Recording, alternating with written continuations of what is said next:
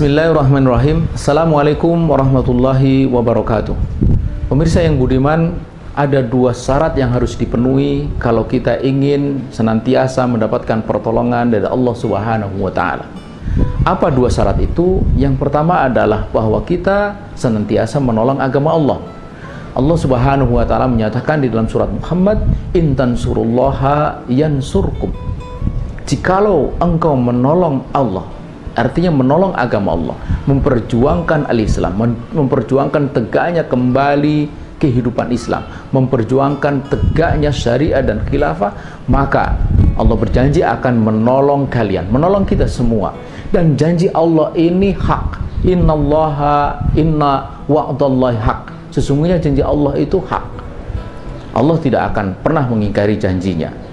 Ini syarat yang pertama. Karena itu pastikan bahwa diri kita senantiasa menolong agama Allah dengan penuh keikhlasan, dengan penuh kesungguhan.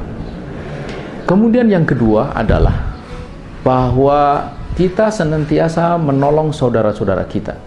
Allah Subhanahu wa Ta'ala menyatakan melalui lisan Rasulullah SAW, "Innallaha fi aunil abdi fa makanal abdu fi auni akhihi." Allah akan senantiasa menolong hambanya sepanjang hambanya itu menolong saudaranya.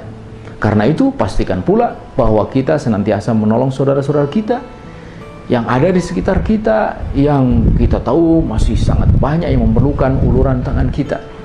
Di tengah-tengah kita melakukan aktivitas bagi tegaknya kembali kehidupan Islam, tegaknya kembali syariah dan khilafah, maka kita tidak boleh juga berhenti dalam kita menolong saudara-saudara kita itu. Inilah dua syarat yang harus kita lakukan, yang harus kita tempuh untuk kita mendapatkan jaminan, mendapatkan pertolongan dari Allah Subhanahu wa Ta'ala. Kalau itu kita bisa penuhi, maka insya Allah pertolongan Allah akan datang.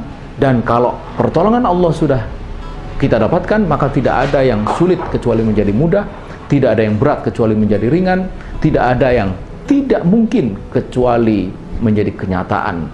Itulah kemenangan Islam, itulah tegaknya kembali syariah dan khilafah, insya Allah.